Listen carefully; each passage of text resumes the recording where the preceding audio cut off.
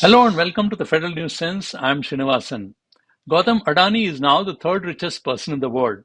On August 30th, he dislodged Bernar Arnav of Louis Vuitton to reach that position. On July 22nd, he had dislodged Bill Gates, the founder of Microsoft, to become the fourth richest in the world. There are only two billionaires above Adani. They are Elon Musk, CEO of Tesla Motors, and Jeff Bezos of Amazon.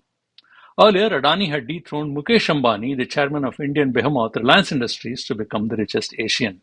In the daily world ranking of Bloomberg's Billionaires Index, Mukesh now stands at the 11th place. On the top 10, seven are technology companies, one a consumer company, and another a diversified concern. Adani is listed as the owner of industrial company, unlike other billionaires whose growth have come from digital technology companies. The net worth of Adani as on August 30th is calculated as $137 billion by Bloomberg. Converted into rupees at an exchange rate of rupees 80, Adani's wealth stands at rupees 10 lakh 96,000 crores, nearly one third of India's budget expenditure. Interestingly, among the top 10 billionaires list, Adani is the only person whose YTD or year to date, which covers the period between the beginning of the year and the present date, has gone up by $60.9 billion or rupees 4 lakh 87,200 crores. In all other nine cases, YTD has actually fallen. Now, what is worth noting is that Adani's wealth has grown 15-fold in the last 2 years from $8.9 billion to now $137 billion. One reason is Adani has been on a buying spree. On July 13th, he clinched a $10 billion deal to acquire Ambuja and ACC Cements by buying off Holcim's cement business in India. Though new to the cement business, he is now the second largest manufacturer of the key construction material in the country. On July 13, Adani got into the telecom sector, a realm of his rival Mukesh Ambani.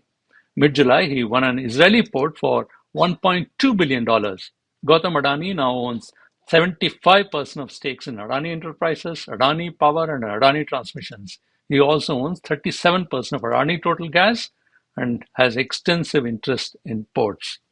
Recently, he entered the media business, bought a stake in NDTV, and made an open offer for increasing his equity in the company. Now, Adani could climb up the billionaires list also rapidly because his fellow billionaires are pledging more and more money for charity, and as a result, they're coming down and he's going up. Besides achievements in businesses, there are some random facts about Gautam Adani that might interest you. He's a first generation entrepreneur and a college dropout. He was kidnapped and held for ransom by gangsters in 1997. He is twice lucky because 11 years later he was among the hostages held at the Seafront Taj Hotel in Mumbai when terrorists attacked that state in 2008. Now let's turn to a more relevant question. How should one look at Adani's rapid growth? He seems to have grown at a time when the rest of the economy is struggling. India's wholesale inflation rate has been in two digits for over a year and is now at 14%. As the retail inflation is over 6% for over 6 months, the GDP estimates are now pared down to 6.7%, provided oil prices do not start zooming once again as they did in the past. But this is not a story of India alone. World over, post-pandemic, several billionaires have grown, whereas their national economies have been struggling and could slip into a recession. This is exerting pressure on households, widening the disparity between the rich and the poor. The World Inequality Report 2022, authored by Lucas Chancel and coordinated by economist Thomas Piketty, lists India among the most unequal countries in the world. This is because while on the one hand, more and more people are slipping into poverty, on the other, the number of affluent elite are on the rise. Now, how does one define inequality?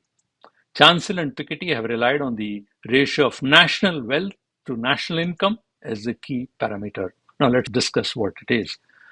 They feel GDP growth is not a right indicator to measure inequality as it focuses only on production. For instance, a factory product is measured by its use of natural resources as a raw material that may be causing environmental concerns, but that may not be measured.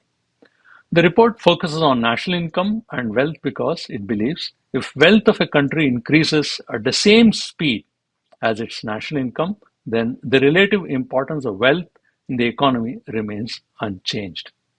Confused? Let's break it down. National wealth is roughly defined as the sum of value of all assets owned by individuals and by governments in a country. Let's call it NW. Let's make NW is equal to private wealth plus public wealth.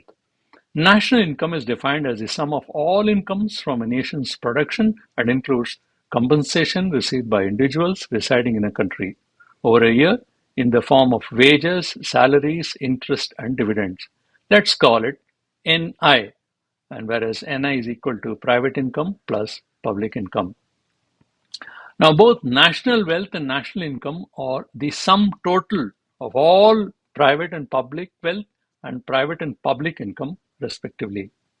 The report says over the years, public wealth is going down at the cost of private wealth. Public wealth would mean government buildings, schools, universities, hospitals, etc. In other words, while private wealth was going up, the government was getting poorer.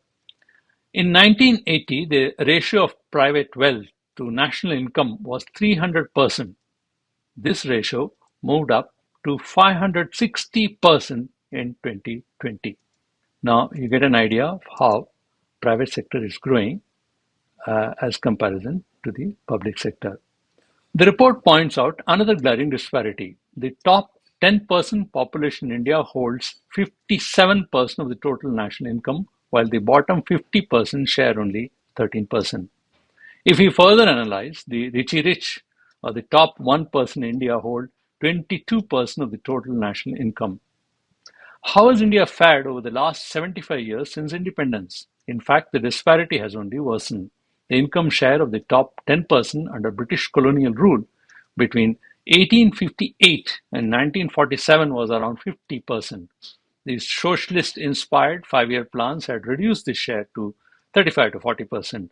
The deregulation and liberalization since the 1980s, according to the report, has caused extreme increases in income and wealth inequality, taking the share to 57%.